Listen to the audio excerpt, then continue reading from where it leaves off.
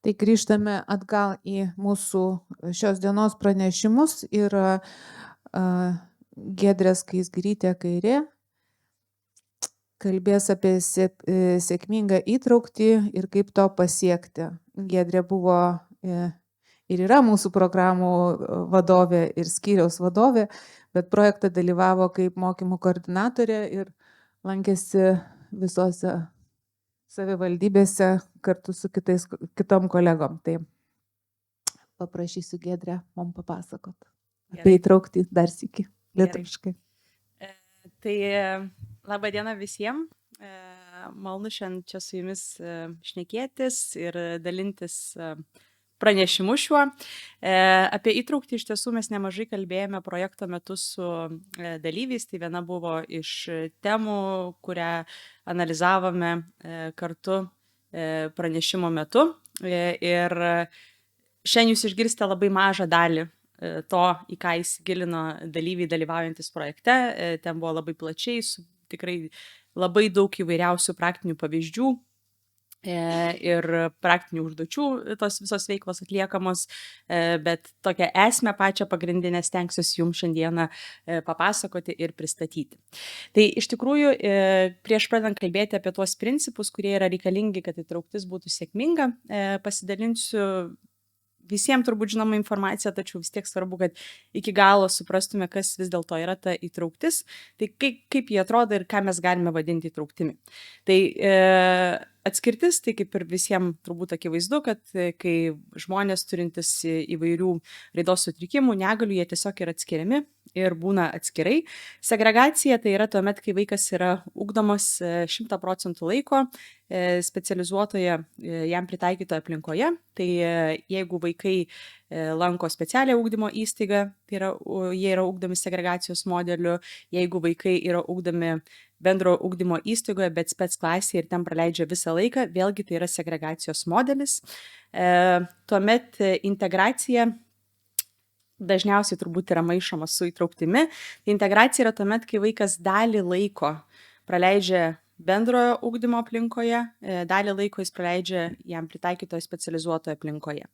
Ir integracija yra ganėtinai dažnai taikoma su vaikais turinčiais įvairių raidos sutrikimų ir dažnai tai yra labai pasiteisinantis modelis ir per šį projektą teko dirbti su mokyklomis, pavyzdžiui, Palangoje mokykla, kuri turėjo būtent tas specializuotas klases bendro ugdymo įstaigoje ir jie turi labai gerą galimybę vaikus, kurie mokomi, ugdomi yra segregaciniu, kai kurie ugdomi iš jų segregaciniu būdu, palaipsniui perkelti į integracinį būdą ir vėliau pereiti į tą pilną 100% įtrauktį.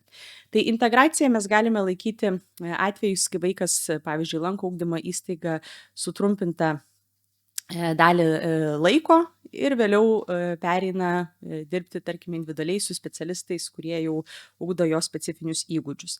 Ir tai tikrai dažnai pasiteisina su vaikais ir būna tokia teigiama patirtis. Kartais būna, kad vaikai lanko tiesiog nepilną dieną, kartais būna, kad jie lanko nepilną savaitę, pavyzdžiui, eina nuo pirmadienio iki trečiadienio, ketvirtadienį daro pauzę, jeigu tėvai turi galimybę, ir penktadienį vėl sugrįžta į mokyklą. Tai viskas yra pritaikoma pagal vaiką ir šeimos galimybės. Integraciją mes taip pat galime vadinti tokį modelį, kai vaikas dalį laiko, kai kurias pamokas jis lanko su bendramžiais savo, kai kurias pamokas jis arba turi individualius užsiėmimus su specialistais, arba jis turi galimybės, tarkime, grįžti į spec, pavyzdžiui, klasę mokykloje ir ugdytis tenai. Tai taip pat būtų integracinis modelis. Na ir įtrauktis yra tuomet, kai vaikas 100% laiko yra ugdomas būtent bendrojo ugdymo aplinkoje. Ir tam, kad įtraukti padaryti sėkmingai, jai reikia pasiruošti. Įtrauktis nėra taip paprastai padaroma, tai nėra tiesiog vaiko patalpinimas į mokyklos ar ten darželio galbūt aplinką. Tam, kad įtrauktis netraumuotų vaiko, tam, kad įtrauktis netraumuotų šeimos, bendramžių ir pedagogų ar specialistų dirbančių su vaiku, labai svarbu jai sėkmingai pasiruošti. Tikrai ne visi vaikai iš karto būna paruošiami tam įtraukties procesui, kartais tikrai naudinga pradėti nuo kitokio ugdymo modelio. Bet jeigu jau perinam kalbėti būtent apie įtrauktį, Tai pasidalinsiu šiandieną su jumis principais, kurie yra laikomi svarbus tam, kad ta įtrauktis būtų sėkminga. Ir kaip ir kalbėjau apie pasiruošimą, tai va apie tą pasiruošimą ir šnekėsiu. Ką reikėtų mum visiems kartu, žodžiu, paruošti. Tai pagrindė įeina tokie 5 dideli blokai, kurių sėkmingas paruošimas padeda tą įtraukti padaryti efektyvesnę. Tai pirmiausia, aišku, reikia paruošti patį vaiką, kuris yra bandomas į tą įtraukti įtraukti. Yra daug visokiausių žingsnių, apie kuriuos aš šiandieną jums trumpai pakalbėsiu. Tuomet reikia paruošti bendraamžius. Jiem taip pat dažnai būna neįprasta vaikai su įvairiais raidos sutrikimais, su neįprastu elgesiu ir bendraamžius reikia mokyti priėmimo, juos reikia mokyti empatijos ir taip toliau. Tuomet tam, kad įtrauktis būtų sėkminga, labai yra reikalingas komandinis darbas ir kad ta komanda dirbtų kaip toks vienas vienetas, kad visi labai gerai žinotų, kas už ką yra atsakingi, tai taip pat šiandieną su jumis apie tai dalinsiuosi. Taip pat galvojant apie įtraukti, reikia galvoti ir apie tikslus, kuriuos mes keliame ir koks yra tas įtraukties tikslas. Žmonės kartais orientuojasi labai į akademinių gebėjimų lavinimą, kai iš tikrųjų įtrauktis yra gerokai platesnis dalykas, įtrauktis yra daugiau vaiko paruošimas savarankiškam gyvenimui, kiek įmanoma labiau savarankiškam gyvenimui ir į tai įeina gerokai daugiau įvairiausių įgūdžių negu tik akademiniai gebėjimai. Na ir galiausiai yra įvairios strategijos, efektyvios strategijos, yra svarbu tų strategijų naudojimas tam, kad vėlgi tą įtraukti padarytume sėkmingai. Tai apie tai jau kitame sekančiame pranešime po pietų kalbėsime apie tas strategijas ir jų naudojimą ir kokios jos galėtų būti, bet dabar šito pirmo pranešimo metu akcentuosimės į tuos pirmosius 4 punktus. Tai pradėkime nuo vaiko paruošimo. Yra nemažai etapų, kuriuos galbūt reikia apgalvoti, žingsnių, kuriuos reikia praeiti, galvojant apie vaiko įtraukimą į bendrojo ugdymo įstaigą. Tai pirmiausia, reikia apgalvoti, kaip vaikui seksis orientuotis tam tikroje erdvėje. Tai toje ugdymo įstaigoje, ar jis jausis gerai, ar jis žinos, kur jam eiti. Žinoma, jeigu mes kalbam, pavyzdžiui, apie vaikus pirmokus, ar tenai vaikai perėjo iš pradinės mokyklos į kartais būna skirtingi pastatai, pavyzdžiui, perėjo jau į 5 klasę, kur atsiranda dalykininkų sistema. Taip visiems vaikams gali būti iššūkių orientuotis erdvėse, susigauti, kurį kabinetą eiti, kur tam tikrų pedagogų ir pamokų ieškoti. Tačiau, kai vaikai neturi raidos sutrikimo, dažniausiai jie šios įgūdžius perima ganėtinai nesudėtingai ir jie nesukelia tiek daug streso. Tuo tarpu, kai vaikas turi raidos sutrikimą, jam yra begalė streso dėl įvairiausių aplinkoje atsirandančių dirgiklių, įgūdžių, kurių jam trūksta, įgūdžių, kurias jam reikia išmokti, kalbos suvokimo iššūkių ir panašių tokių dalykų. Dėl to svarbu vaiką paruošti tam, kad jis gebėtų gerai orientuotis toje aplinkoje. Vėlgi, aš dabar trumpai apie kiekvieną iš tų pašnekėsiu, bet vėliau detaliau aptarsiu, kokios yra idėjos ir ką galima daryti. Toliau kai kuriem vaikam yra reikalingas nujautrinimas. Tai būna, kad jie netoleruoja tam tikrų aplinkos dirgiklių arba kaip tik perdėtai turi polinkį į juos ir tai trukdo jiem sutelkti dėmesį ten, kur jį turėtų sutelkti ir sėkmingai ugdytis. Tai apie nujautrinimą vėlgi reikėtų apsvarstyti, ar jis yra reikalingas ir kaip tuomet jo reikėtų mokyti. Toliau yra įgūdžių įtvirtinimas, tai kai vaikai turi raidos sutrikimus, įgūdžių perkelimas iš vienos aplinkos į kitą jiem nėra natūralus. Ką tai reiškia? Tai reiškia, kad jeigu išmokau tam tikrą įgūdį su logopede dirbant individualiai, toli gražu nereiškia, kad vaikas tą įgūdį naudos atėjęs į klasę. Ir dažniausiai patirtis rodo, kad jie jų ir nenaudoja. Ir naudoja su logopede tame kabinete. Kartais būna ne taip, kad jeigu logopedė ateina į klasę, ten tų įgūdžių vėl nenaudoja, nes jis įpratęs tą įgūdį naudoti su logopedė tame kabinete. Žodžiu, vaikai turintys raidos sutrikimų dažnai prisiriša prie tam tikros aplinkos ir toje aplinkoje esančių tam tikrų vadinamų tokių stimulų, tai yra žmonių, priemonių naudojimo ir panašiai, kad atitinkamą įgūdį pritaikyti. Tai tas įgūdžių perkelimas iš vienos aplinkos į kitą šiem vaikam dažnai būna iššūkis ir ties tuo reikia papildomai dirbti. Dar vienas svarbus dalykas ruošiant vaiką įtraukties procesui, tai yra mokyti jį tinkamo mokyklai elgesio. Čia aišku be galo yra reikalingas ir svarbus tėvų įsitraukimas. Kartais pavyksta su tėvais sukurti labai gerą ir tinkamą bendradarbiavimą ir tėvai yra labai įsitraukę į visą komandinį darbą ir pagalbą vaikui. Kartais būna atvejų, kai tėvai galbūt nuošaliau truputį visą tą procesą žiūri ir daugiau atsakomybių nori perteikti būtent ugdymo įstaigai.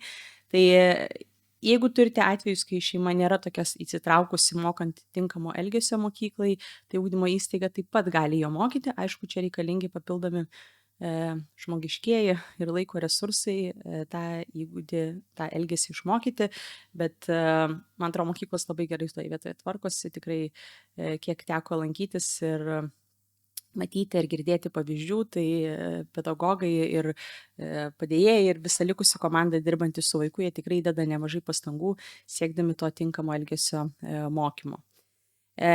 Taip pat komunikacijos parengimas. Tai nepaslaptis, kad vaikam turintiem raidos sutrikimų dažnai pasitaiko iššūkių su komunikacija. Mes šitame projekte daug orientavomės į vaikus turinčius autizmo spektro sutrikimą, tai komunikacijos iššūkiai yra diagnozės dalis ir jie visuomet turi sunkumų, tam tikrų patiriamų sunkumų komunikuojant su aplinka. Tai pritaikyti jiem reikiamą komunikaciją yra būtinas dalykas, kuris padės vėliau išvengti ir įvairiaus iššūkius keliančio elgesio ir kitų sunkumų, sumažinti vaiko stresą. Ir galiausiai vizualinių priemonių naudojimas, jis yra itin rekomenduojamas, yra daug tyrimų atlikta, kurie įrodo, kad vizualinių priemonių naudojimas yra tinkamas vaikams su raidos sutrikimais, ypatingai jeigu mes kalbame apie vaikus turinčius autizmo spektro sutrikimą, yra pastebima, kad jų dažnai vizualiniai gebėjimai nėra sutrikę, o tarkime kalbos suvokimo ar informacijos kitokios informacijos apdorojimo gebėjimai, jie gali būti šiek tiek labiau sutrikę ir tą informaciją yra sunkiau priimti, todėl vizualinių priemonių naudojimas padeda apeiti tos sunkumus, kuriuos vaikai turi ir jiem lengviau suprasti tai, ką mes norime jiems iškomunikuoti. Tai taip trumpai apie kiekvieną, dabar galime pakalbėti šiek tiek detaliau. Tai galvojant apie orientavimąsi, ką mes, kaip tą orientavimąsi vaikui padėti padaryti. Ir pamenu, kai dirbom su Trakų mokykla, senųjų Trakų Kęstučio mokykla, tai jie tą labai sėkmingai visuomet taiko vaiko apvedžiojimą aplink mokyklą dar prieš mokslo metus. Tai taip, džiugu girdėti, kad tokie dalykai jau vyksta, galbūt ir kitose mokyklose tai yra taikoma, tiesiog atsimenu labai tiksliai tą pavyzdį. Tai paprastai, jeigu mokykla suteikia galimybę, tai yra rekomenduojama vaiką atvesti į ugdymo įstaigą ir supažindinti jį su svarbiausiamis toje įstaigoje esančiomis patalpomis. Tai jo klase, jeigu tai yra dalykininkai, jau su dalykininkų klasėmis, ten tualetais esančiais mokykloje, valgykla, sporto sale, įvairiomis kitomis patalpomis, kuriomis vaikui teks naudotis, kur administracija, kur gali rasti žmonės, į kuriuos jis gali kreiptis pagalbos, jeigu jam yra sunku. Pavyzdžiui, socialinio pedagogo kabinetas dažnai būna, socialinis pedagogas dažnai tampa tuo žmogumi, kuris vaikui yra artimas ir vaikas pas jį ateina, kai jam yra sunku, psichologo kabinetas ir panašiai. Tai visa ta erdvė yra, jeigu yra galimybė, aprodoma vaikui, jis su juo supažindinamas, kai mokykloje dar nieko nėra, arba galbūt yra keli žmonės, tai dažniausiai būna ten savaitė, 2 iki mokslo metų pradžios, kad vaikas ten ramiai vaikščiotų, apsižiūrėtų, kol ten nėra viso triukšmo, vaikų ir įvairių sensorinių dirgiklių.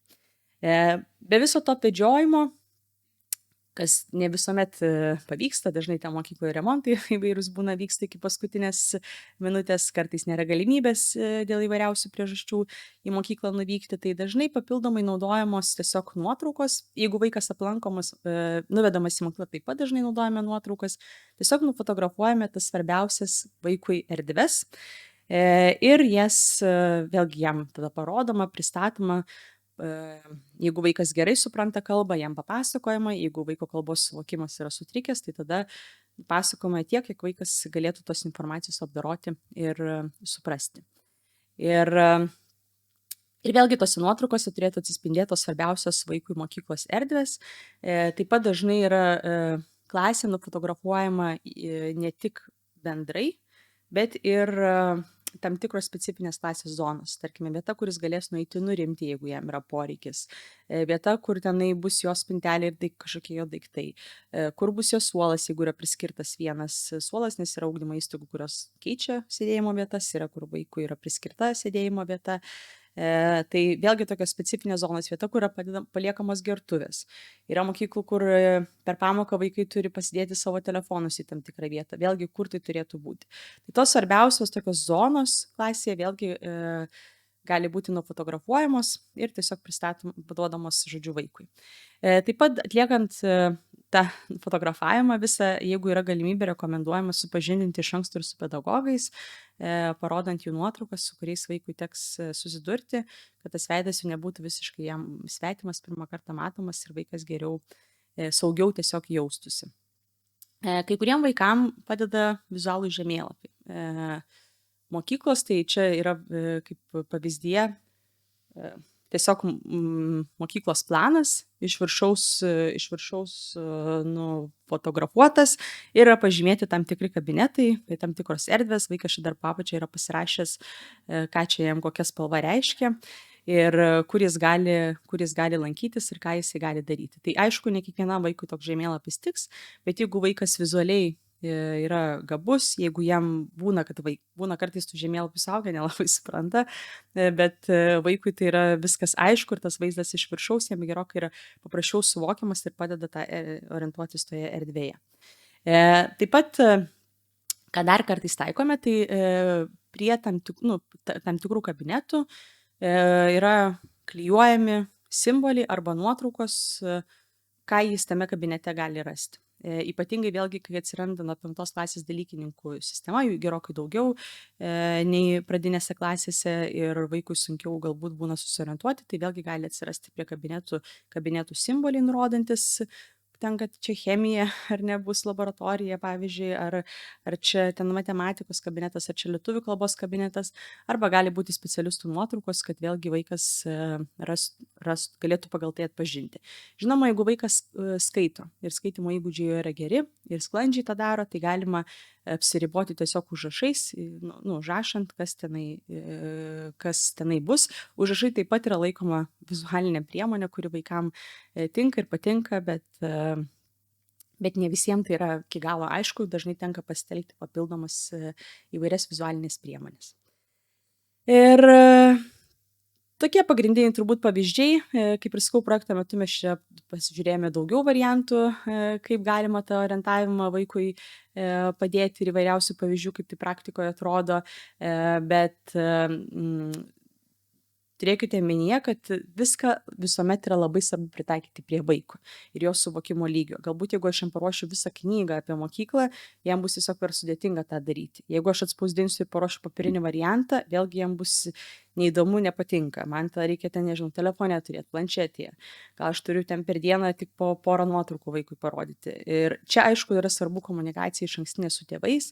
Jau iš ugdymo įstaigos turi tą komunikaciją išeiti, pokalbis apie tai, ar vaikui yra poreikis, nes yra vaikų, kurie labai gerai orientuojasi, vieną kartą apeina, viskas aišku ir eina ir kitiem nurodo, kur kas yra, atsimena ir nėra jokių iššūkių, bet yra vaikų, kurie toje vietoje gali patirti sunkumų.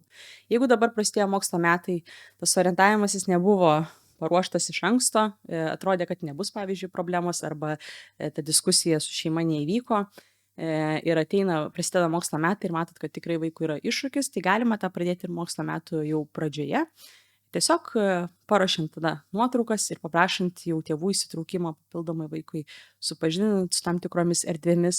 Kartais net yra naudinga, daugiau naudos yra vaikui praleisti tam tikrą pamoką ir, pavyzdžiui, jį pasiema ten kartu, pavyzdžiui, socialinė pedagogė, kurios vienas iš darbo vaidmenų galėtų būti padėti vaikui orientuotis erdvėje ir jį apvedžioja, supažindina su tam tikromis erdvėmis, rodo nuotrauką, nuveda į kitos erdvės, parodo, ką jis ten gali rasti ir panašiai. Tai, kaip ir sakau, labai svarbu prisitaikyti prie vaiko ir jo poreikio ir ko jam reikia. Toliau keliaujam. Sekantis įgūdis, kurį svarbu apsvarstyti ruošiant vaiką, tai yra nujautrinimas. Kaip jau ir minėjau, nujautrinimas yra ne visiems vaikams aktualus, tačiau tikrai pasitaiko vaikų, kurie turi tam tikrų sensorikos iššūkių. Tai sensorikos iššūkiai yra tuomet, kai vaikas per daug galbūt jautriai priima tam tikrą iš aplinkos ateinančią sensorinę informaciją. Tai gali būti viskas, kas susijęs su mūsų pojūčiais. Gali būti vaizdai, gali būti kvapai, skonis, prisilietimai, kūno padėtis, judėjimas erdvėje ir panašiai. Ir vaikai, kurie, pavyzdžiui, turi autizmo spektro sutrikimo diagnozę, jiem labai dažnai yra būdingas prisirišimas prie vienodumo arba sunkumas toleruojant įvairius pokyčius. Ir šiem vaikam, kai kažkas pasikeičia staiga jų aplinkoje, tas nujautrinimas gali būti labai reikalingas. Su viena mokykla, kuria dirbome projekte, ten esam turėję tokią patirtį, kad vaikas ugdymo toje mokykloje yra darželis, tose pačiose patalpose, tačiau įėjimas iš kitos pusės. Ir kai rugsėjo 1 jiem reikėjo pervesti vaiką jau pro kitas duris į tą pačią patalpą, teko susidurti su tėvam ir ugdymo įstaigų su daug iššūkių, kad vaikas tiesiog nėjo į mokyklą, jį ten kelias dienas įnešinėdavo. Vėliau pasidarė problema, kad jam jis turėjo padėjėją, kuri dirbo su juo realiai individualiai visą 100% laiko atskiroje patalpoje, nes vaiko tiesiog nesugebėdavo įvesti į klasę. Tai vat su tokiu vaiku ir yra pagrindas būtent nujautrinimas. Žinoma, jeigu ten anksčiau būtų apie tai apsvarstyta, galbūt buvusi galimybė vaiką pradėti nujautrinti šiek tiek anksčiau, tas procesas nebūtų užtrukęs taip ilgai, bet jis buvo ilgas iš tikrųjų. Ir tai buvo pagrindinis tikslas dirbant su tuo vaiku, pratinti jį būti toje klasėje, būti toje grupėje vaikų, sėdėti savo suole, nes nėra iki galo aišku, kas ten jį tiksliai dirgindavo, turbūt ir šurmulys kažkoks esantis klasėje, ir nauja vieta, naujos patalpos ir panašiai. Vėliau su tuo vaiku pasidarė vienas iš tikslų pervesti jį jau ne iš 2 aukšto, kad jis gebėtų nueiti į 3 aukštą, kur vyksta tenai kūno kultūra, muzikos pamokos, nes taip buvo numanoma, kad jam turėtų tai patikti, bet jis neidavo į 3 aukštą, jis iki 2 užlipdavo, po to jau to ėjimo nebuvo. Tai vėlgi buvo taikomas nujautrinimas palaipsniui.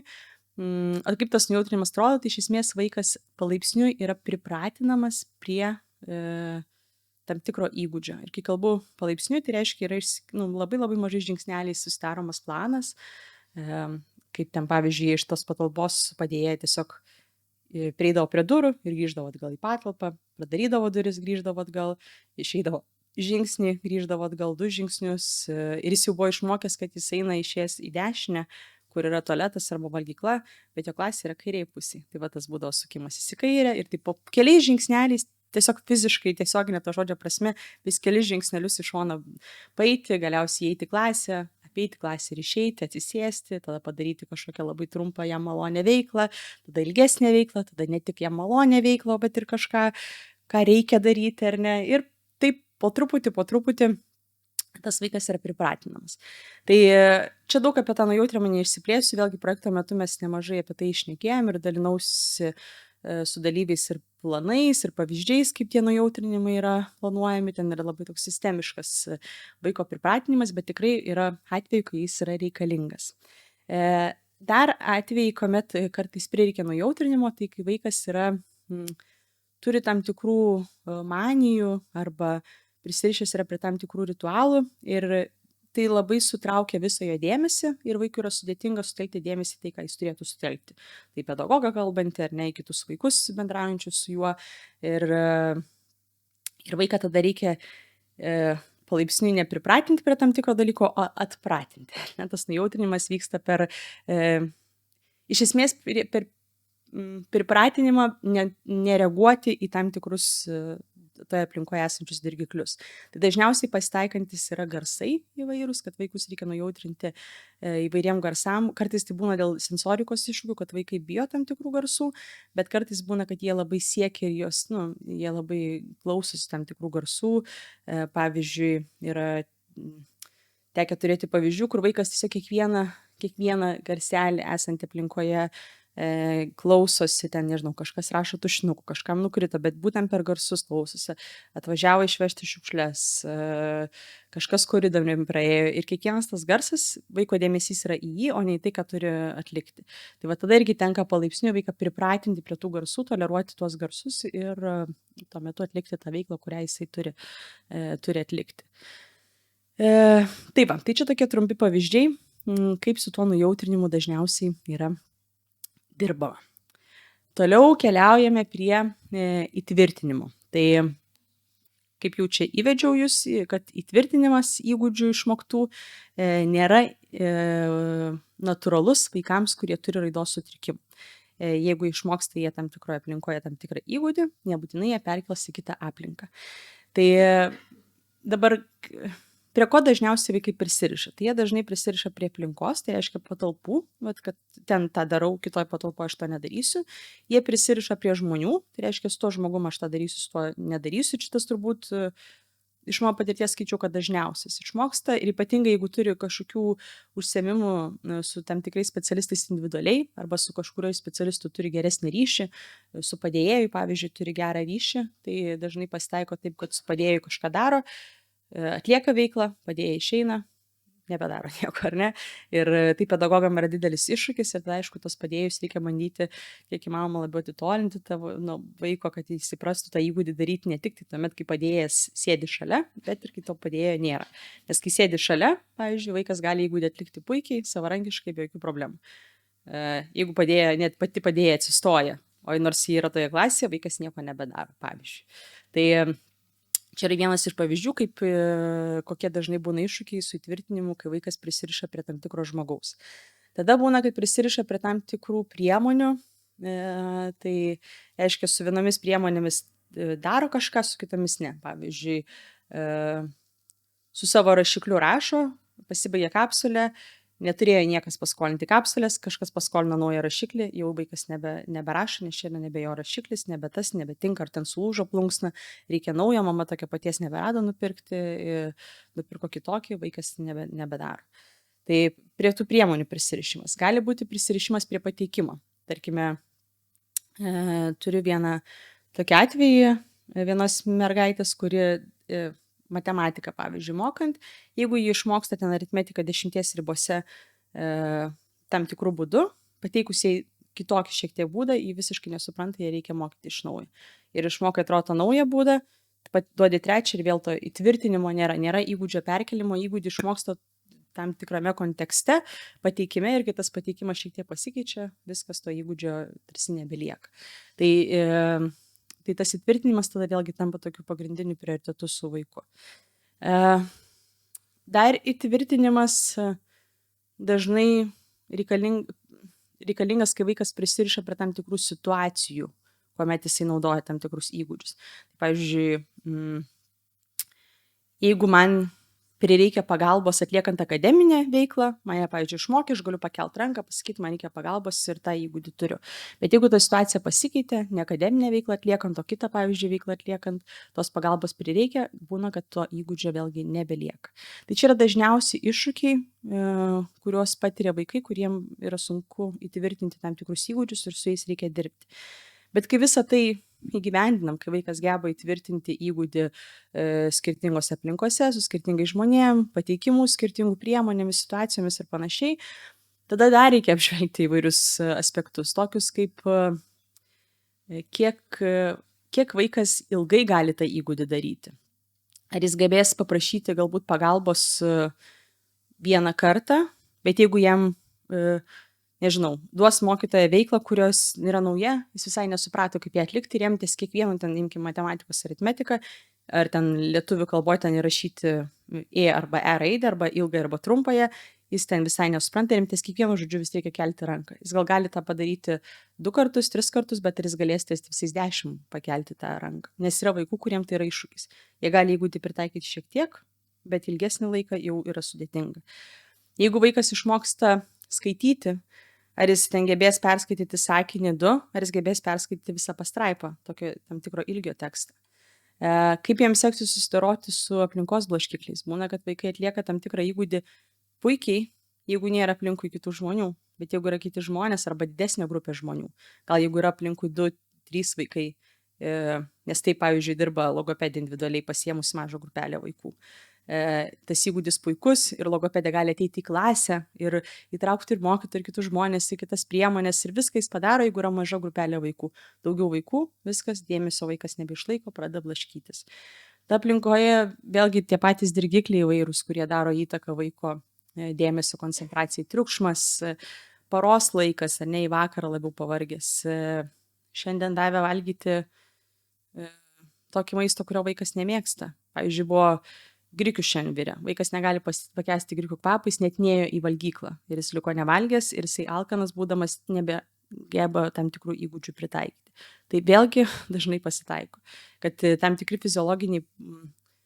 fiziologinių poreikių nepatenkinimas daro didelę įtaką vėliau vaiko elgesio ir įgūdžių pritaikymui. Vaikas patiria stresą kažkokį, yra tam tikra stresinė situacija, labai dažnai su komunikacija būna, kad vaikai turi komunikacijos įgūdį, jie geba išreikšti save tinkamais būdais, socialiai priimtinų būdų, ar naudodami kalbą, ar naudodami alternatyvią komunikaciją, bet jeigu yra kažkokia stresinė situacija, neįprasta, vaikas jaučia, tarkime, nerimą, tas įgūdis dingsta ir atsiranda vietoj tos socialiai priimtinos komunikacijos atsiranda kažkoks iššūkis keliantis elgesys. Tai čia labai platu tas įtvirtinimas, bet tikrai nemažai daliai vaikų to reikia apsvarstyti, ar yra tam tikrų įgūdžių, kuriuos vaikus sunku įtvirtinti ir galvoti tada sistemingai, kaip mes bandysime tą įgūdį perkelti į kitą aplinką su kitais žmonėmis ir panašiai. Ir tam, kad tas įtvirtinimas įvyktų, mes turime iš savo pusės kurti galimybės tą įtvirtinimą organizuoti, nes dažniausiai, jeigu mes naudosimės tik tai natūraliai aplinkoje pasitaikančiomis galimybėmis, pavyzdžiui, imkim tą patį pagalbos įgūdį. Vaikas bus mokomas paprašyti pagalbos įvairiame kontekste. Tai situacijų, kur vaikui per dieną prireikia pagalbos, jų nebūna jau tiek daug. Imkim pavyzdį 5 per dieną, ar ne? Tai jeigu mes išnaudosime tik tai tas 5 situacijas per dieną, mūsų mokymas tikrai užtruks. Jeigu mes tai išsikelsim kaip vieną iš tikslų, mums prireiks, pavyzdžiui, 3 mėnesių, kol vaikui pavyksta įgūdį išmokti. Bet jeigu aš vietoj tų 5 situacijų, aš pabandyčiau suorganizuoti papildomai situacijų, kur vaikui sukurčiau kažkokius iššūkius, kuriam reikėtų paprašyti pagalbos. Tai vietoj 5 aš sukuriu 20 situacijų per dieną, per visą komandą, ar 15. Tai tokiu atveju vaikas tai įgūdį išmoks 3 ar 4 kartus greičiau, negu aš naudosiuosi tik tai tomis natūraliai pasitaikančiomis galimybėmis. Tai kuo daugiau mes galimybių sukursime vaikui tam tikrą įgūdį pasipraktikuoti, tuo greičiau jis jį išmoks. Ir tai yra labai labai svarbus momentas mokant bet kokį įgūdį. Nesvarbu, ar aš praktikuosiu įtvirtinimą, ar aš mokysiu akademinį tam tikrą įgūdį ar bet kurį kitą. Tai yra vienas, antroje pranešimo dalyje jau apie tai kalbėsiu, kad tų dažnų galimybių sukūrimas yra viena iš svarbiausių strategijų, kurią reikia naudoti, norint efektyviai su vaikais dirbti. Na ir galiausiai, tam, kad vaikas suprastų, kad toje situacijoje tam tikrą įgūdį reikia pritaikyti ir kad tas įgūdis išliktų, tai yra naudojamos tokios strategijos kaip sufleravimas ir pastiprinimas. Tai labai trumpai apie tai, kas tai yra, nes plačiau šnekėsim antroji dalyje. Tai sufleravimas yra, kai mes vaikui parodome būdą, kaip ir padedame jam tam tikrą įgūdį atlikti. Ir kai jis atlieka, vaikas gauna pastiprinimą, kuris skatina tą elgesį vėliau vėl pasikartoti. Tai labai taip trumpai, per daug čia, jeigu nieko nesupratote, tai nieko tokio. Vėliau aš paaiškinsiu detaliau ir papasakosiu pavyzdžius, kas tai yra. Toliau keliaujam. Kalbant apie vaiko pasiruošimą ir vaiko paties paruošimą, tai elgesys yra vienas svarbiausių dalykų, socialiai priimtinas ir ugdymo įstaigoje reikalingas elgesys yra labai svarbus tais atvejais, kai vaikas turi raidos sutrikimą. Ir to elgesio, jeigu mes paimtume bendraamžius, jie dažnai išmoksta natūraliai. Jie ateina, visi vaikai, ne visi, bet daug vaikų, jie turi įvairiausių elgesio iššūkių, bet pedagogai jie užsiema ne tik tai akademinių įgūdžių ugdymu, jie moko vaikus ir tinkamo elgesio, aiškina, koks elgesys yra tinkamas, koks netinkamas, pasakoja apie tai, moko, vaikai tai išmoksta, jie pritaiko, jie turi vidinę motyvaciją tinkamai elgtis, įtikti, patikti, tai yra mūsų socialiniai įgūdžiai. Dabar, kai vaikai turi raidos sutrikimai, dažnai socialiniai įgūdžiai sutrikę, ypatingai autizmo atveju, noro įtikti labai dažnai mes juose nematome, empatijos trūkumas gali pasireikšti ir panašus dalykai. Ir atsiranda įvairūs elgesio iššūkiai. Taip pat dažnai vaikai stokoja komunikacijos gebėjimo, stokoja gebėjimo tinkamai užsiimtis laisvalaikio kažkokia veikla prasminga, stokoja gebėjimo toleruoti, kai jiem yra pasakoma, kad kažko negalima, dabar negali to daryti, stokoja gebėjimo palaukti, stokoja gebėjimo tinkamai savo dėmesį atkreipti ir visų šitų įgūdžių stoka dažnai, ar vieno iš tų įgūdžių stoka dažnai sukelia tam tikrus elgesio iššūkius. Tai vaikus reikia jo mokyti ir čia būtų labai gerai, kad mokykla iš esmės iš savo pusės jie pateiktų sąrašą, kokio tinkamo elgesio yra tikimasi iš vaiko. Tai dažniausiai kiekviena mokykla turi tam tikras taisyklės, jos daugumoje mokykloje yra panašios, bet tam tikrus subtilūs dalykai gali skirtis, ko iš vaiko yra tikimasi. Pavyzdžiui, valgykloje yra tenai, vienose valgyklose vaikams yra patiekiamas maistas iš karto ant stalo, kitose valgyklose vaikai turi ateiti į eilę, pasimti padėklą, su padėklu laukti maisto, dar kitose valgyklose vaikai patys nusiperka maistą ir panašiai. Tai įvairūs tokie dalykai apie tai, kokios yra taisyklės, kaip vaikai turi atkreipti pedagogo dėmesį ir ugdymo įstaigų, kur yra priimtina, kad vaikas atsistoja ir paprašo pedagogo, prieina prie pedagogo, yra ugdymo įstaigų, kur tai nėra priimtina ir vaikas turi visuomet tik tai ranką kelti ir sulaukti jo dėmesio, kaip vėlgi pagalbos pasiprašyti, kaip elgtis, jeigu nori pamokos metu į tualetą, jeigu, ar ten, nežinau, koridorėje galima bėgioti ar negalima, viskas labai nuo kiekvienos ugdymo įstaigos priklauso. Tai žinoma, visų taisyklių, kurias tą vaiką reikės pamokyti, nebus įmanoma pateikti, bet tokį bendrą rinkinį yra naudinga turėti, o vėliau tos taisyklės atsiranda eigoje papildomai, kai matome, kur vaikas patiria sunkumų ir kur vis dėlto jam nėra taip aišku, kaip jo bendramžiam, kaip reikėtų elgtis ir galima papildomas taisyklės įsitraukti. Tai paprastai mes, kai ruošiame vaikus ugdymo įstaigai, tai yra tokia bazė dalykų, kuriuos mokome, tai sekti tvarkaraščių, išbūti suolę tam tikrą pamokos, tam tikrą laiką vienoje vietoje, mokome tinkamo elgesio laisvalaikiu, nes kai vaikas turi laisvą laiką namuose, jam ten gerokai daugiau laisvės, daugiau dalykų gali daryti. Jis gali eiti ten į šaldytuvą užkasti kažką, jis galbūt net gali išeiti ten, jeigu šeima gyvena name, į kiemą, jis gali bet kada tenai nueiti į tualetą, jis gali susirasti bet kokią veiklą, kuri yra jo namuose, ten tos laisvės gerokai daugiau. Dabar ugdymo įstaigose ne visose yra tinkamos visos veiklos, galbūt ne kiekvieną pertrauką jis gali eiti užkasti, ne kiekvieną pertrauką jis gali eiti ten pasisupti į lauką ir panašiai. Tai vėlgi reikėtų apsvarstyti, ar tas vaikas mokės užsiimti prasmingą veiklą pertraukos metu, laisvų laiku. Tikrai yra tekę ne vieną vaiką matyti, kuris pamokoje sėdi, daro veiklas, ten kažkur įsitraukia, kažkur jiems sunkiau galbūt įsitraukti, bet jis nėra, kad labai išsiskirtų iš bendramžių.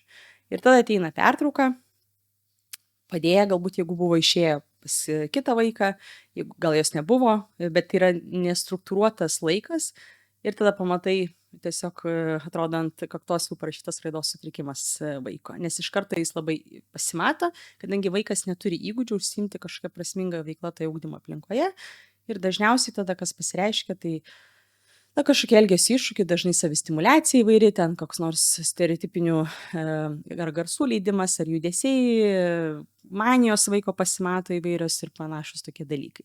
Tai reikia irgi apgalvoti, ką vaikas galės veikti laisvalaikiu ir kas iš tų laisvalaikio jo veiklų yra tinkama toje ugdymo aplinkoje. Galbūt per pertrauką vaikui reikia atsitraukti ar nepabūti atskirai, nes pertraukos yra labai triukšmingos dažniausiai ir mokykloje yra taisyklė, kad pertraukos metu vaikai negali būti kabinete, nes jis yra vėdinamas. Ir ten yra šalta ir palikus vaiką natūralu, kad ypač žiemą jis gali peršalti. Bet jam yra svarbu pabūti atskirai nuo visų vaikų. Tai vėlgi reikia apsvarstyti, ar yra galimybė kažkokią patalpą turėti, kuris galėtų nueiti, atsitraukti. Kartais tai yra tiesiog tualeto patalpa.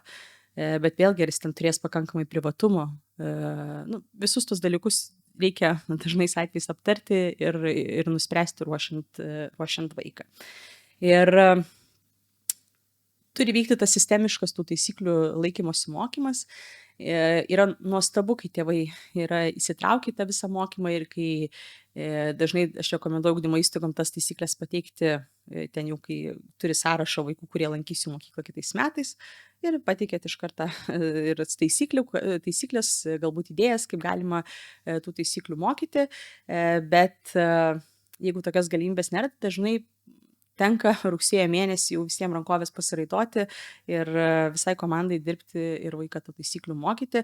Ir vėlgi tada yra svarbu komunikuoti ir šeimai, kaip jie tų taisyklių laikymasi gali perkelti į namų aplinką, nes kuo daugiau vaikas turės praktikos, jeigu tą patį jie taikys ir namų aplinkoje, greičiau ta taisyklė įsisavins. Dabar, kai kalbu apie taisyklės, labai dažnai Lietuvoje yra priimtina galvoti, kad ir taisyklės mokyti ir naudoti daugiau per drausminimo prizmę. Tai turbūt yra mūsų dėl Lietuvos istorijos paveldo tam tikrų dalykų, kad per draudimus kelios kartos buvo mokomos įvairiausių dalykų, bet iš tikrųjų mokant vaiką per draudimą, tiesiog sakant, ko negalima daryti, mes darome prielaidą, kad vaikas žino, ką galima daryti. Tai jeigu jūs naudojate kažkokias vizualias taisyklės vaiką mokant tinkamo elgesio, jos visuomet turėtų nurodyti tinkamą elgesį vaiko.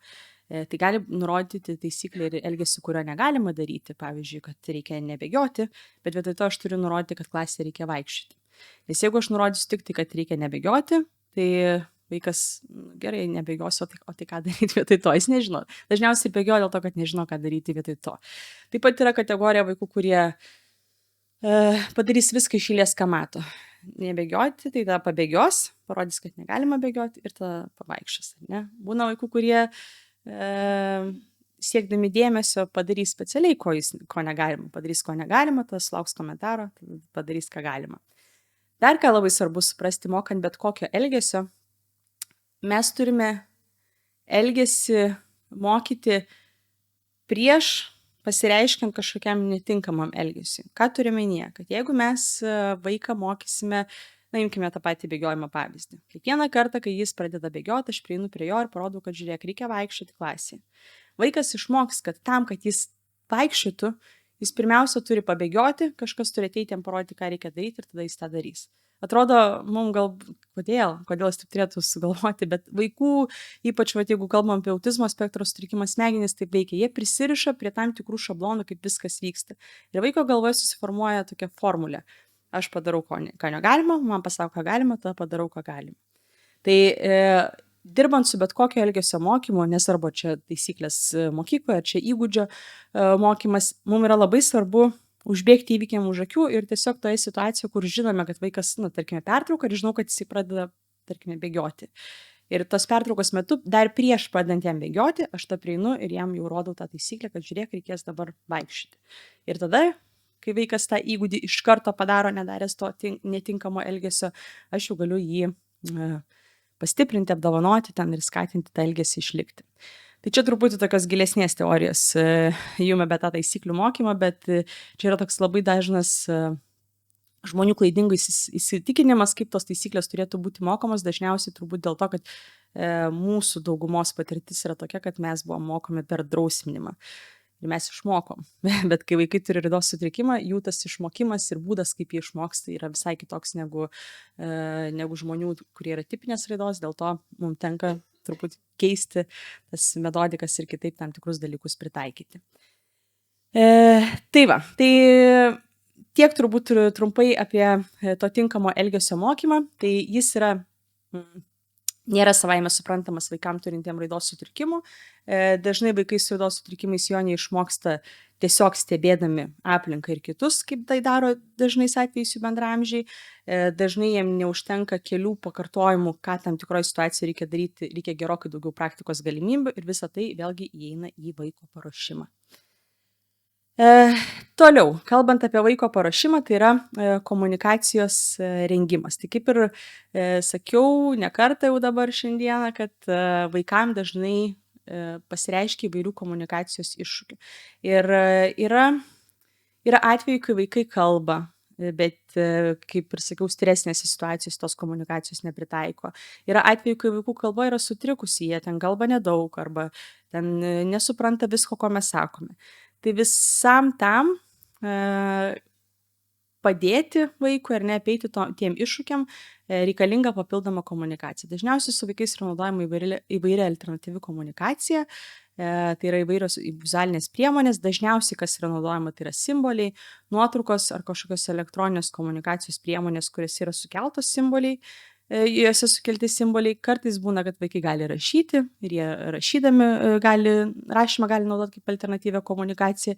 Žinoma, jų yra dar įvairiausių, ypatingai jeigu atsiranda ir fizinių tam tikrų negalių, tai tą alternatyvią komunikaciją jau tenka įvairiais būdais pritaikyti ir tokių įvairiausių pavyzdžių turime, bet čia turbūt dažniausiai pasitaikantis tie atvejai, kai yra naudojami simboliai, nuotraukos ir elektroninės priemonės. Tai dabar, kalbant apie komunikaciją, svarbu suprasti, kad jeigu vaikas turi iššūkių komunikuojant ir mes jam nesuteikiame galimybės komunikuoti, tai čia yra tas pats, kas kalbančiam vaikui užrištume burną. Tai yra toks amoralus gal šiek tiek nedalykas. Tai jeigu vaikui yra sunku komunikuoti, jeigu jam sunku suprasti kalbą, mes privalome tada sukurti galimybės, padėti vaikui geriau suprasti, ką mes jam sakome, padėti vaikui geriau save išreikšti. Tai jeigu galvosime apie mokymą vaiko ten simboliais ar nuotraukomis ar tom pačiom elektroniniam priemonėm, tai nėra taip, kad vaikui pakišime jas ir jis staiga gebės visko komunikuoti. Yra tokių atvejų, esam tokių patirčių turėję, bet jau čia yra labai išskirtiniai variantai, kad vaikas pažiūri ir iškart supranta, ten vieną kartą parodė ir jis viską geba ten padaryti. Tai jeigu jūs susitarėt su tokiu vaiku, aš jums labai pavydžiu, jums labai smagus darbas su juo nusimato ir greitas mokymasis, tačiau realybė tokia, kad tikrai reikia įdėti pastangų mokyti ir aišku, lengviau ir efektyviau tą visą mokymą daryti dirbant individualiai su vaiku, bet tai nėra neįmanoma klasės aplinkoje. tą galima labai įtraukti kitus bendraamžius, jie labai nori, tai įsitraukia, jiems patinka vaikus mokyti tos komunikacijos. Tai projekto metu mes dalinamės su dalyviais ir detalesnius žingsnius, kaip tos komunikacijos, ten pavyzdžiui, simboliais mokyti, ką po ko daryti ir taip toliau, bet tai gali būti kažkokios pavienės frazės, tai gali būti tam tikros lentos komunikacijos, kurias vaikai naudoja, tai gali būti pasirinkimų lentos ir panašus dalykai, ten tų alternatyvų yra įvairiausių, vėlgi viskas priklauso nuo poreikio, kur vaikui reikia ir nuo jo galimybių.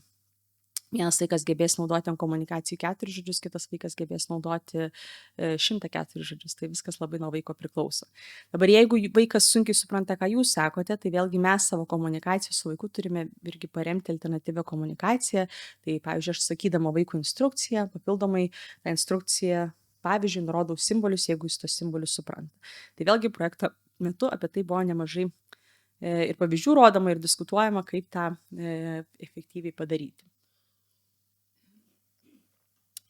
Gerai. Na ir keliaujame jau prie paskutinio punkto, kuris liečia vaiko paruošimą. Tai yra reikiamų vizualinių priemonių parinkimas. Tai čia yra,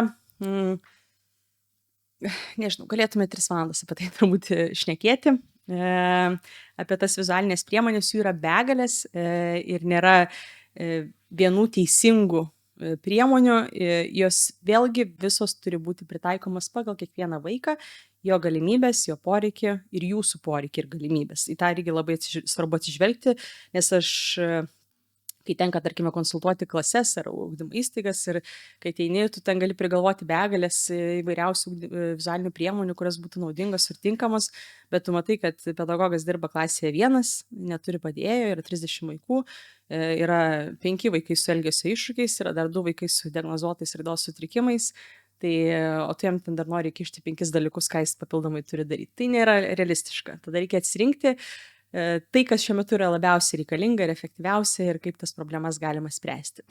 Tai iš tikrųjų vizualinių priemonių naudojimas yra įrodyta, kad mažina vaiko nerimą, mažina jo ten stresą ir to pasiekoje dažnai labai sumažina įvairaus iššūkius keliančio elgesio tikimybę. Tai pirminis turbūt tas vizualinių priemonių naudojimas atrodo kaip, čia yra papildomas darbas, bet ilgalaikiai perspektyvui tas papildomas darbas jis tikrai atsiperka, nes pagerėjus vaiko elgesiui yra lengviau jį tiesiog ugdyti, jam ugdytis bendramžių aplinkoje, bendramžiui su juo ugdytis ir panašiai. Tai Tai populiariausias aš tiesiog išskyriau vizualinės priemonės, kurias vėlgi projekto metu jau ten dalyviai matė begalės pavyzdžių, įvairiausių variantų, kaip tos priemonės gali atrodyti. Tai yra naudojami įvairūs tvarkaraščiai, ten pamokos, dienos, savaitės, gali būti ten įgūdžiai įvairūs tvarkaraščiai, gali būti viso mėnesio, kartais metų kalendoriai, vėlgi viskas priklauso nuo poreikio, kokį įgūdį mes siekime vaiką mokyti ir kur tos pagalbos vaikui reikia. Ta gali būti dabar po to sistema, kai vaikas nenori atlikti to, ko jam šiuo metu reikia atlikti, jis nori atlikti tai, ko jis šiuo metu negali atlikti. Ne? Kad jis atėjo ten į kompiuterių klasę ir jis dabar nori prie kompiuterio. Eiti iškart įsijungti, ten jau daryti savo dalykėlius, bet iki to laiko jam reikia dar parašyti kažką. Tai tada mes galime naudoti dabar po to priemonę, kad pirmą parašom, po to tu galėsi gauti kompiuterį. Kartais dabar po to naudojama vietoj tvarkaraščių, jeigu vaikui yra per sudėtinga suprasti ilgesnį kompleksinį tvarkaraštį. Tuomet yra naudojamos vizualinės taisyklės įvairios, apie kurias aš jau šiek tiek šnekėjau. Laikmačiai vizualiniai gali būti įvairūs ir tikrai įvairiais būdais pritaikomi ir panaudojami ir naudingi vaikam. Ir iš tikrųjų turbūt čia dauguma iš tikrųjų. Tvarkaraščiai, taisyklės ir vizualiniai laikmačiai yra tos vizualinės priemonės, kurias dažniausiai tenka matyti, kad jos atkeliavo į klasę dėl konkretaus vaiko, bet po to visa klasė jas naudoja, nes visiems vaikams pasiteisina. Ir tikrai esam turėję pavyzdžių, kai tą laikmatį, kad ir būtent tokį, kaip čia pavaizduota, įtraukėme į klasę ir pradžiai jis prie vaiko, po to kitą kartą atini žiūri prieš klasę, padėtas jau visiems vaikams. Tai iš tiesų nereikia turėti raidos sutrikimo, kad tas vizualinės priemonės jos būtų naudingos ir patogios vaikams. Ir įvairiausios gali būti priemonės akademiniam gebėjimams ugdyti. Tai čia jau net nedėjau pavyzdžių, nes jų yra tūkstančiais turbūt ir pedagogai tikrai turi įvairiausių atsirinkę, kiekvienam kas yra patogu. Tai projekto metu mes keletą savo tokių populiariausių ir mums labiausiai pasiteisinančių priemonių pasidalinom su dalyviais. Čia Kelmės mokykloje buvom, kad ir aš ten buvau ir vežusi tam tikras priemonės matematikai ugdyti, davusi mokytojai, kad galėtų pritaikyti su vaikais ir parodžius, kaip naudoti, bet vėlgi čia nėra teisingų arba klaidingų priemonių, svarbu atsirinkti tai, kas yra patogu toje klasėje naudoti ir kas vaikui padeda suprasti geriau tam tikrą įgūdį. Tai va, ir galiausiai dabar jau perinam prie bendraamžių. Vaiką paruošėm. Sudėtingas ir nėra jau toks paprastas procesas. Dabar galvojame apie bendraamžius. Tai bendraamžių ruošimas jis daugiau, aišku, prasideda mokslo metų pradžioje. Jeigu jūs turite, pavyzdžiui, dirbate su klase, kuri šiuo metu dar neturi vaiko, kuris turi raidos sutrikimą klasėje, kas jau retas atvejis, bet pasitaiko dar, jūs jau galite pradėti ruošti bendraamžius, nes ateityje jie tikrai su tokiais vaikais susidurs. Tai bendraamžių paruošimas nėra toks konkretus kaip vaiko paruošimas, kad yra konkretus labai tokie žingsniai, gairės, ką reikia daryti, nes jis pagrinde orientuojasi į teigiamų nuostatų formavimą. Ir tas teigiamų nuostatų formavimas jis neįvyksta per vieną susitikimą su vaiku. Būna, kad galima padaryti pokytį ir aš ir pro projektą dalinausi pavyzdžių ir pati esu turėjus tokių nemažai patirčių, tom patirtim ir dalinausi, kai ateini į klasę, papasakoji vaikam apie sutrikimą, atsakai jų klausimus, padedi jiems suprasti, kaip jie galėtų padėti ir tu matai beprotiškai didelį pokytį tarp pačių vaikų, kaip jie elgiasi prieš tą pokalbį su jais ir kaip jie staiga elgiasi po to, kokie jie vieningi, kaip jie vieni kitiem nori padėti, kaip jie čia visi sužiūri, kad tam vaikui ten stovint eilėje jis jau pradeda nerimauti ir sako, užleisk mėnesį, jis jau nerimauja, jie atpažįsta požymius, ten tie pokyčiai tikrai jie būna labai malonus akiai, bet jie yra laikini. Jeigu nevyksta joks tęstinumas, tai po 2 savaičių nieko panašaus jau galima nebepastebėti. Tai visam šitam bendraamžių ruošimui tai yra toksai nuolatinis tęstinumas ir nuolatinis vertybių ir požiūrio formavimasis. Ir čia jau labai turi nemažai viso to išeiti iš paties pedagogo pusės.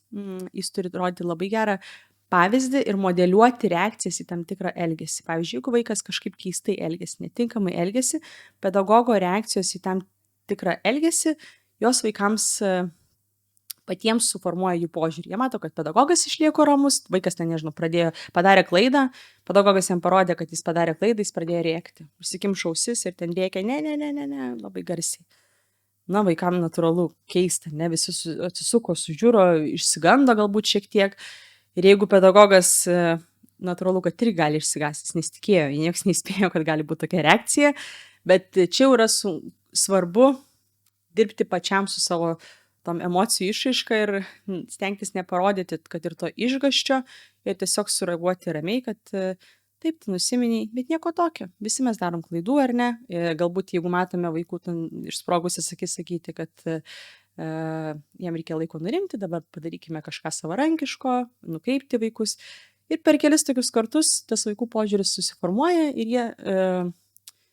jie tam tikrą elgesį pradeda priimti kaip savaime suprantama to vaiko, jie pradeda priimti tai, kad visi vaikai yra skirtingi, reakcijos jų yra skirtingos ir jie patys pradeda padėti pedagogui ir jie kartais padeda, mano tokių labai malonių pavyzdžių, kai matai, kad vaikai jau pastebi, kad kyla vaiko emocija ir jį gali tuo išsiveršti ir jie tai pastebėję patys tarpusavę ten, pavyzdžiui, dėl garso dažnai tai būna, kad tyliau, matot, jau mes per garsiai šnekam. Tai jie tokie labai komanda pasidaro vieninga. Ir realybė tokia, kad jeigu turite galimybę dirbti su pradinėmis klasėmis, jums yra žymiai lengviau tą padaryti ir tą požiūrį teigiamą suformuoti. Kai vaikai yra jau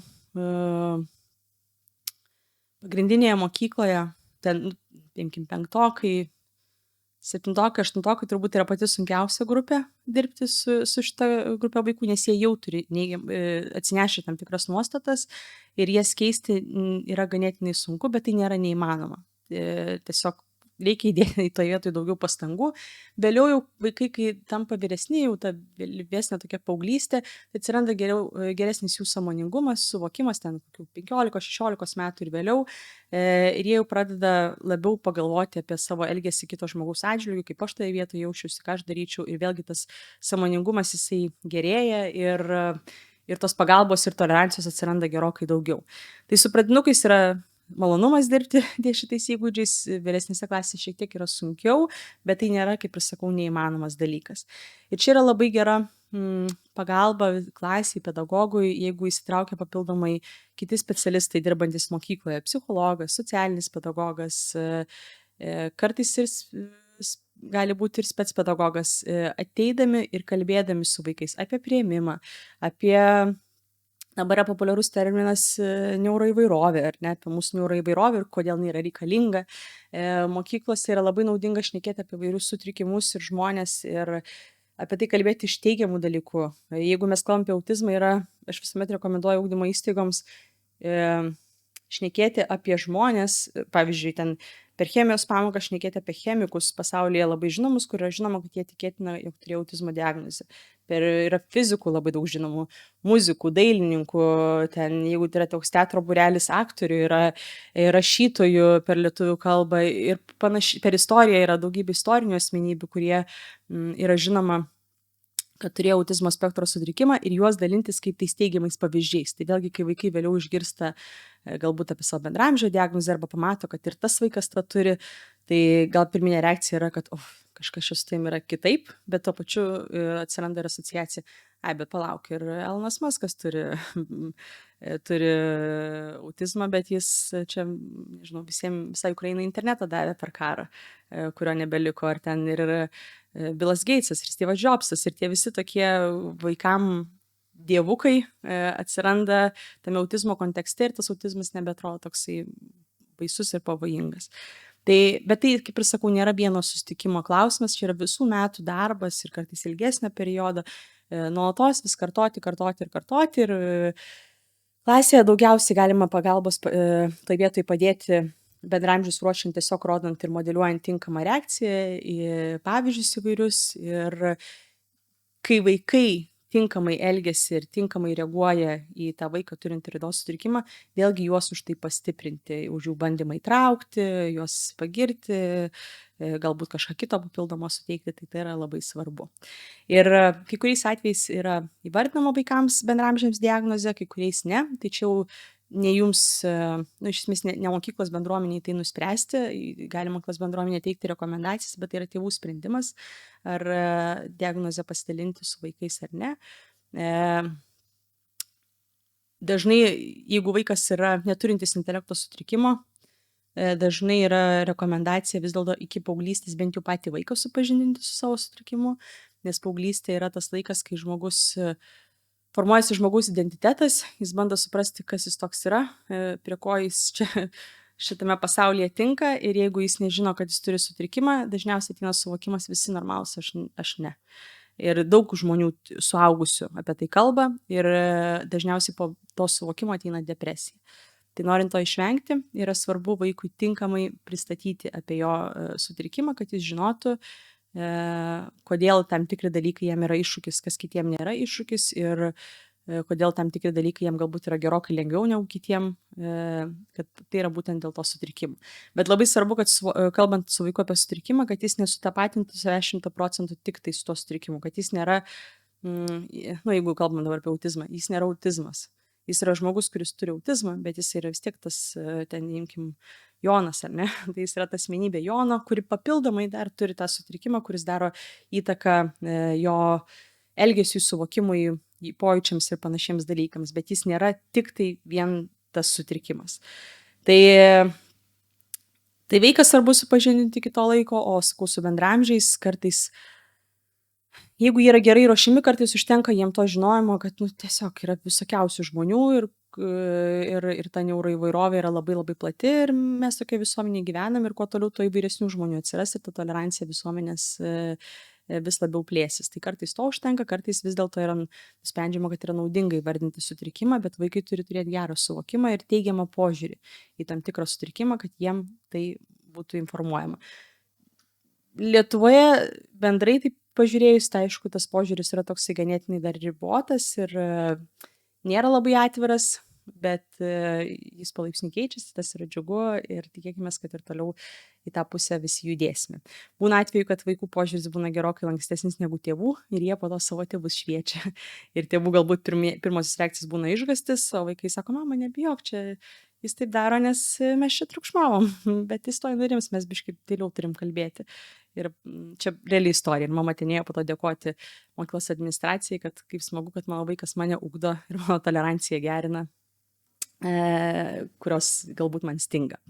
Ir tiesiog irgi projekto metu mes tą filmuką žiūrėjom, parodysiu trumpą filmuką, kurį labai dažnai, jeigu mes kalbam apie autizmo spektro sutrikimą, dalinamės su klase ir bendramžiais, ir vaikam parodome jį. Čia nebūtinai, jeigu toje klasėje yra vaikas su autizmu, yra bendrai naudinga jį rodyti, kalbėtis apie tai, kaip tas sutrikimas, ką jie pastebėjo, kaip jis paveikia vaiką, kokius dar jie galbūt pastebi dalykus, žino kažkas istorijas ir panašiai. Tai pažiūrėsim trumpą filmuką.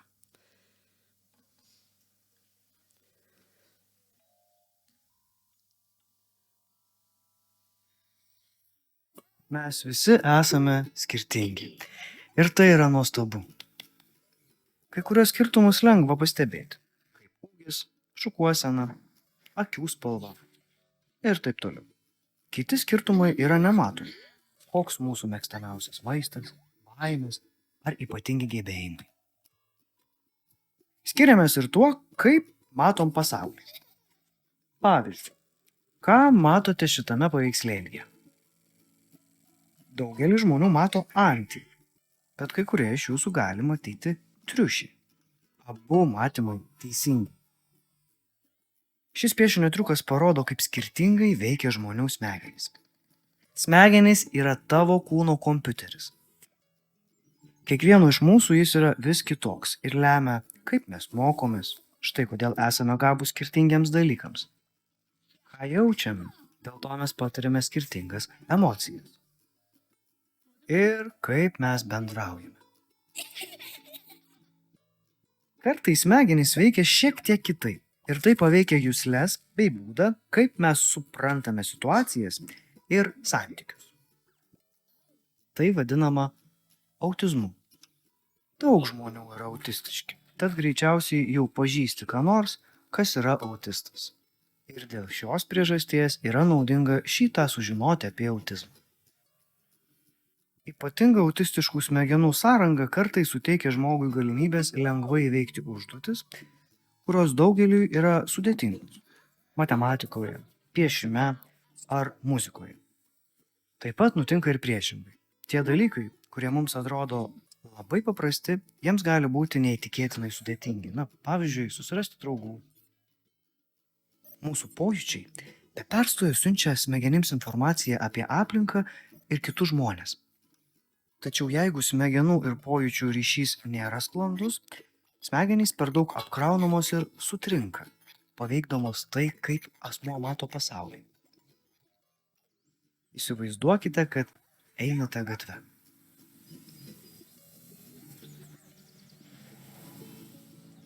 O štai kaip autistiškos smegenys gali suvokti tą patį pasivaikščiojimą.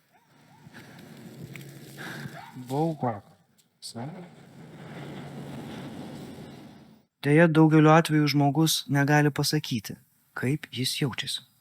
Todėl net kai jų viduje užverda chaosas, išorėje atrodo, kad jiems viskas gerai ir jie negali kreiptis pagalbos.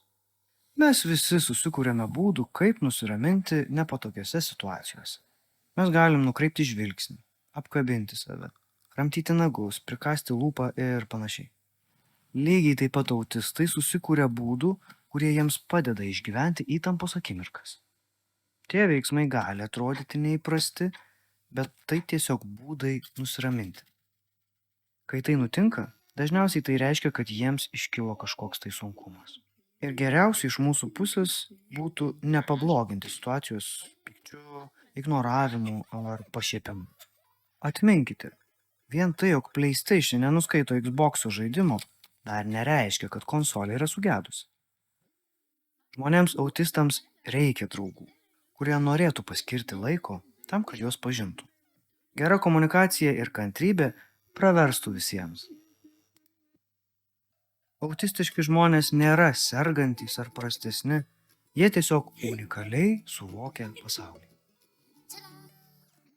Ir tik su trupučiu savo draugų pagalbos jie galėtų tuo pasauliu su mumis pasidalinti.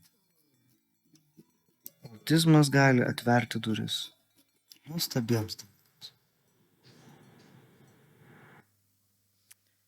Tai va, toks labai teigiamas ir pozityvus filmukas, kuris net taip gražiai nupiešia, kaip ta diagnozė yra pristatoma. Viskas labai per tokį teigiamą prizmę paaiškinant, kodėl vieni ar kiti dalykai vyksta ir kodėl tas elgesys galbūt kartais yra neįprastas. Ir projekto metu aš irgi dalinausi su dalyviais tokiais net smulkiais ir detaliais žingsniais ir strategijomis, kaip galima su vaikais šnekėti apie tą kitokį žmogų, apie pokyčius, apie skirtumus visų mūsų ir kartais apie būtent konkrečią diagnozę. Gerai, toliau keliaujam kalbėti apie dar vieną strategiją, tai yra komandinį darbą. Tai šitas dalykas turbūt mano akimis pats svarbiausias, kad komanda dirbtų efektyviai. Kiek teko ir su mokyklomis diskutuoti ir pačiai pastebėti, tikrai dar ne visuomet pavyksta komandai susidirbti taip, kaip galėtų efektyviausiai tam, kad ta įtrauktis būtų kuo sėkmingesnė. Vis dar pasitaiko tų atvejų, kai labai daug atsakomybės yra pedagogui permetama, kai iš tikrųjų įtrauktis nėra pedagogo tik tai darbas, tai yra visa komanda. Tai ta komanda jinai gali būti labai plati. Jie gali sudaryti, visuomet sudaro pedagogas, jeigu yra padėjėjas, šeima, pati ugdymo įstaiga kaip administracinis toksai vienetas, tuomet atsiranda įvairūs kiti specialistai, tokie kaip socialinis pedagogas, logopedas, specpedagogas, psichologas, kartais dar iš išorės įvairūs konsultuojantys specialistai. Tai ta komanda gali būti labai plati. Realybėje ne visuomet visi komandos nariai yra, tai mes projekto metu detaliai apžvelgiam kiekvieno komandos nario vaidmenį ir kaip, jeigu tam tikro komandos nario nėra, kokius vaidmenis gali perimti tiesiog kiti komandos nariai. Tai čia buvo nemažai dėmesio skirta apie tai kalbėti ir tai yra svarbu, kad komandoje žmonės žinotų, kas už ką yra atsakingas ir kur kiekvieno yra vaidmuo tame įtraukties procese. Dabar kitas yra labai svarbus momentas dirbant komandoje, tai yra bendrų tikslų kėlimas. Ką tenka kartais pastebėti, kad žmonės komandoje visi ten, tarkime, kurie yra joje, įsitraukia, jie turi savo tikslus, ties tais tikslais dirba, bet tie tikslai nesutampa tarpusavėje. Specpedagogija, jinai dirba su vienais tikslais savo kabinete išsikėlus, kurie yra puikūs tikslai, mokytoja klasė dirba su kitais, tėvai namuose dar ten turi įvairių iššūkių, su kuriais dirba, ir visi dirba ties tuo, kas jiems atrodo svarbiausia. Ir jie gali pasiekti rezultatų ir viskas su tuo yra gerai, bet tas darbas pasidaro gerokai lėtesnis, nes nėra tie tikslai bendrai sukuriami visų. Tai dirbant efektyviai komandoje yra labai svarbu kelti tuos vieningus tikslus. Tai reiškia, susėdame visi kaip komanda ir nusprendžiame, kas šiam vaikui šiuo metu yra patys svarbiausi tikslai. Ir taip yra ta akademinė programa, mes čia, kai kalbame apie įtraukti, nešnekam apie akademinę programą, dažniausiai joje ir kai praktikavomės tos tikslus, ne į akademinius įgūdžius mes orientavomės, o į įvairius kitus įgūdžius, kurių galbūt vaikui trūksta, kad jis galėtų efektyviai ir sėkmingai įsitraukti.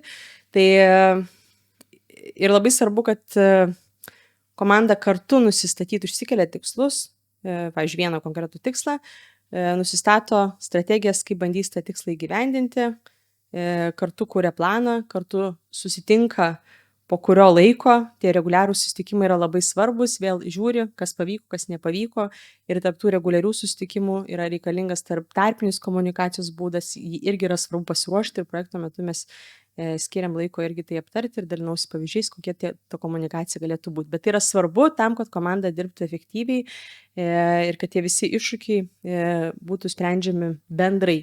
Ne pedagogas pats ten su padėjėja sprendžia, ką daryti, o tarėsi su visa komanda naudoja panašias strategijas, taip tas darbas tampa gerokai efektyvesnis. Ir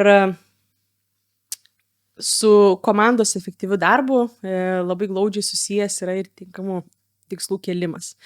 Tai iš tikrųjų, bet ką ir jau nekartą čia paminėjau, akademiniai tikslai jie dažnai tampa antraeiliais ir dažnai įvairūs kiti įgūdžiai tampa gerokai svarbesni ir reikalingesni vaikui tam, kad jis galėtų sėkmingai ugdytis akademiškai. Yra įrodyta tyrimų, kad jeigu yra dirbama su vaiko socialiniais ir komunikacijos įgūdžiais ir jie yra gerinami ir ugdomi, tai akademiniai įgūdžiai savaime pagerėja, net į juos per daug nesiakcentuojant. Ir aš nesakau, kad vaiko nereikia mokyti akademinių dalykų. Aišku, kad reikia. Yra programa, kurią turi sekti ir laikytis ugdymo įstaiga ir viskas su tuo yra tvarkoje, bet kai vaikas yra įtraukiuoju būdu ugdomas ir jam yra rengiamas pagalbos vaikų planas, tai tame plane turėtų atsirasti ir tikslai, kurie nėra orientuoti tik tai akademinius gebėjimus, o įvairius kitus reikalingus, dažniausiai socialinius ir gyvenimui reikalingus įgūdžius. Ir kai tie tikslai yra keliami, tai dažniausiai kaip tai yra daroma, vertinamas yra vaiko dabartinis lygis, tai reiškia, ką jis dabar geba padaryti toje srityje, tai tada yra išsikeliamas ilgalaikis tikslas, ką mes bandome pasiekti, ir tada yra sukuriami uždaviniai, kaip mes tą tikslą sieksime gyvendinti, kažkokie mažesni žingsneliai, kaip mes tą padarysim. Tai kiekvienam uždaviniui atsiranda strategija, kurią vėlgi turi nuspręsti ne padėjėja atskirai, ne mokytoja ten atskirai, ne socialinė pedagogija atskirai, o visi kartu susėdę, susidėlioja planą ir strategiją, kaip jūs tą vaiką tam tikrą įgūdį mokysite ir kuo jūs panašiau mokysite, tuo jūs greičiau jį išmokysite. Tos strategijos gali šiek tiek skirtis komandos nariam, bet vėlgi priklausomai nuo aplinkybių, bet tais tikslais dažniausiai dirba visa komanda ir yra apsitariama, kiek kiekvienas komandos narys turi sukurti praktikos galimybių. Tai jeigu ten su vaiku individualiai ten po pamokų dirba logopedė, jie galbūt turės daugiau galimybių praktikuotis tam tikrą įgūdį, nes jie dirba individualiai, negu mokyta pamokos metu. Tai vėlgi tie dalykai yra apsitariami, nusprendžiama, kad ten, pavyzdžiui, mokyta pamokos metu sukurs 3 galimybės pasipraktikuoti pagalbos paprašyti, logopedė ten per tą 35 minučių, pavyzdžiui, užsiėmimą, jis sukurs 10 galimybių pasipraktikuoti pagalbos prašymą. Tai ir keliant tikslus, visuomet rekomenduoju ir per projektą irgi apie tai ne vieną kartą kalbėjome, tai remtis tokia tikslų hierarchija, kuri yra sukurta kaip nuoseklumas tam, nuo tų pačių tokių esminių ir svarbiausių tikslų, kaip mes galiausiai galime ateiti prie akademinių įgūdžių. Tai paskutinėje, čia nepakeičiau jums skaidrės apie tinkamų tikslų išsikelimą ir perinu iškart prie tikslų hierarchijos, tai paskutinėje dalyje, jau matome, paskutinėme laiptelėje yra akademiniai įgūdžiai. Tai čia yra jau mūsų tas, tikslas, ar ne, kai mes įgyvendinam, kai mes visus kitus laiptelius pasiekiam ir vaikas ten nepatiria didelių iššūkių, tada mūsų pačiu pagrindiniu tikslu ir gali tapti akademinių įgūdžių mokymas. Bet kol mes turime sunkumų tuose žemesniuose laipteliuose, tol tie kiti tikslai yra didesnis prioritetas negu akademiniai įgūdžiai. Ir vėlgi jų įgyvendinimas jis turėtų vėl pagerinti vaiko ir gebėjimą akademiškai įstraukti ir mokytis tų akademinių įgūdžių. Tai kokie tie ankstesni tikslai? Tai pirmiausia, reikėtų pradėti pasižiūrint, ar vaikui nėra sunkumų pristaikyti naujose vietose prie naujų žmonių ir naujų rutinų. Tai čia puikiai tinka tas pavyzdys, kurį minėjau, kai vaikas tiesiog neįdavo į klasę. Ne? Tai mes negalime, taip, su juo daug padėjėjai dirbdavo akademiškai, individualiai ir tai orientavosi, bet vis tiek pagrindinis tikslas buvo jį įtraukti į klasę, kad jis galėtų ugdytis tarp savo bendraamžių, nes kitaip koks tikslas jį į tą mokyklą vesti. Tai tampa pagrindiniu tikslu ir papildomai turim ir kitų įvairių tikslų. Toliau, jeigu vaikas šitoje vietoje iššūkių neturi arba jūs juos įveikėte, vėliau seka įgūdžių tvirtinimas. Tai tos įgūdžius, kuriuos jisai galbūt turi, bet neperkelia iš vienos aplinkos žmogaus ir taip toliau į kitą, tai jų įtvirtinimas tampa tą pagrindiniu tikslu. Vėliau seka tinkamas socialinio elgesio modeliavimas, tai reiškia gebėjimas išmokti to elgesio iš savo bendraamžių, kartoti, stebėti bendraamžius, matyti, ką jie daro ir tą elgesį kartoti. Tai yra labai svarbus įgūdis, kai kalbam apie įtraukti, čia yra vienas svarbiausių įtraukties tikslų, kad vaikas ateitų ir mokytųsi ten iš tipinės raidos bendraamžių. Jeigu jis įgūdžio stebėti juos, kopijuoti ir mokytis neturi, tai jis automatiškai praranda labai didelę dalį to įtraukties privalumo ir tikslo, kuris tenai būtų vaiką vedant ir ūkdant būtent įtraukties modeliu. Tai čia yra labai irgi svarbus tikslas. Tuomet vėliau seka socialinės galimybės bendrauti su bendraamžiais, tai jos dažniausiai neatsiranda natūraliai, jas vėlgi reikia papildomai kurti ir čia su projekto dalyvimis mes nemažai skiriam laiko apie tai šnekėti, kaip tą daryti, tada įvairios galimybės vaiko komunikuoti ir kai visą tai vaikas turi, tada jau atkeliauja tie akademiniai įgūdžiai. Ir vėlgi per projektą mes čia praktikavomės tą visą vaiko tikslų planą tokį daryti, tai čia sudėtingai atrodantis pavyzdys ar ne, bet čia tiesiog yra pavyzdys, kai yra išsikeliamas tas dabartinis, nustatomas vaiko dabartinis lygis, yra išsikeliamas ilgalaikis tikslas, yra sukūriami uždaviniai. Visuomet yra rekomenduojama išsikūrus tos uždavinius nepulti iš karto kiekvienam uždaviniui sugalvoti strategiją, nes kai mes sukuriam strategiją, jinai nebūtinai pasiteisins, mes galime eigoje kažką keisti, kažką efektyvesnio rasti, bet yra strategija, kuri yra žingsneliai surašyta, kaip mes ką mokysime, tada yra priskiriami atsakingi asmenys, kurie yra įtraukti į to tikslo įgyvendinimą. Ir terminas, kiek bandoma yra laiko skirti tam tikslui pasiekti, tam uždaviniui pasiekti. Ir čia vėlgi yra nurodoma, kiek kiekvienas atveju žmogus turi galimybių pritaikyti per pamoką, kad tą įgūdį pasipraktikuoti. Tai vėlgi projekto metu čia buvo ir galimybė dalyviam visą tai praktikuotis, kurti tokius planus komandoje, kažkas individualiai, kažkas komandoje tai darė tam, kad tai neliktų tik tai teorinės žinios, o žmonės galėtų vėliau ateiti, atsinešti kitą dieną į darbą ir tą visą išgirstą teorinę informaciją ir pritaikyti praktikoje. Tai tiek iš manęs dabar šitoje pirmoje dalyje. Užbaigsiu šitą pranešimą mintimi, kad įtrauktis tai yra procesas, o ne vieta, ar ne, jau čia žinot visi tą puikiai, ir kad fizinis vaiko patalpinimas į ugdymo įstaigą negarantuoja sėkmingo jo įtraukimo.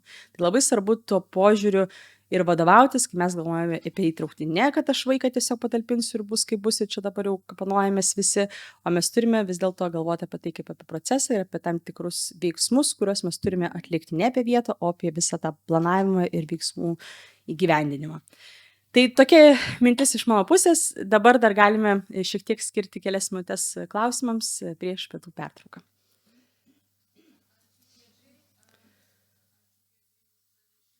Turit klausimų? Kviečiu užduot. Gerai.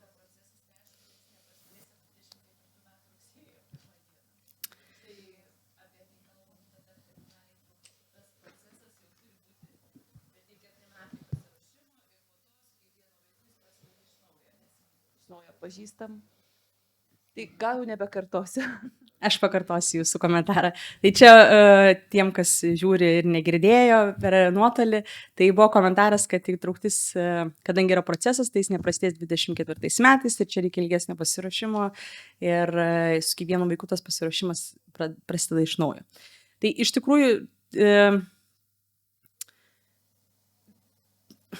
sunku taip tiesiai šviesiai atsakyti arba taip arba ne.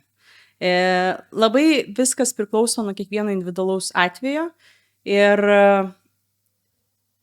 niekada turbūt nesam turėję pavyzdžių, kur įtrauktis yra padaroma tiesiog idealiai, visiškai pagal vadovėlį. Taip nėra. Yra gyvenimas ir niekas nebūna visuomet tik tai gerai arba tik tai blogai. Ir jeigu kalbant apie 24 metus, tai nebūtinai reikalinga 4 metų pasiruošti. Visa tai, ką čia dabar šnekėjau, yra žmonėms galimybės ir pasiruošti, tarkim, prieš nauji mokslo metai, yra įmanoma tiem dalykam pasiruošti prieš mokslo metus. Aš tikrai turiu patirčių, kadangi daug tenka bendradarbiauti su įvairiom ugdymo įstaigom, kur labai gražiai tai įtrauktis padaryta, kur tikrai žmonės įdeda daug pastangų, bet pagrindinis turbūt sėkmės šaltinis yra tai, kad visi dirba labai komandai. Kad tai nėra palikti pavieniai žmonės, tai nėra tik tai ten mokykloje dirbanti socialinė pedagogija, kuri ten kovoja už tai įtraukti, ar ten spec pedagogija, kuri viena ten vėliavnešėjai įtraukties yra. Ar tai nėra tik tai pedagogas, kuriam yra tas vaikas įmetamas ir dabar jisai, kaip ir sakiau, kapanojasi. Tai va tas komandinis darbas, dėl to aš čia bandžiau jį ir pabrėžti, jis yra labai labai svarbus tam, kad tai įtrauktis kiek įmanoma sėkmingiau vyktų. Ir jeigu reikėtų išrinkti iš šitų komponentų patį svarbiausią, tai sakyčiau komandinis darbas. Nes tai nėra lengvas procesas ir visi turi vieni kitiems labai padėti ir nėra neįmanoma pasiruošti. Bet su jūsų ta mintim, kad su kiekvienu vaiku vis iš naujo pasiruošimas vyksta, tai taip, nes kiekvienas vaikas yra labai individualus ir kiekvienam vaikui reikia pasiruošti kitaip. Galbūt tiek daug bendraamžių nereikės ruošti, nes jie jau buvo paruošti, bet gal tai yra nauji bendraamžiai, nauji vaikai ir vėl iš naujo reikia ruošti. Tai tas tikrai pasikartojimas, jis tikrai turi vykti, bet kuo daugiau patirties tame turėsite ir kuo daugiau ta patirtis bus sėkminga, tuo pasidarys lengviau.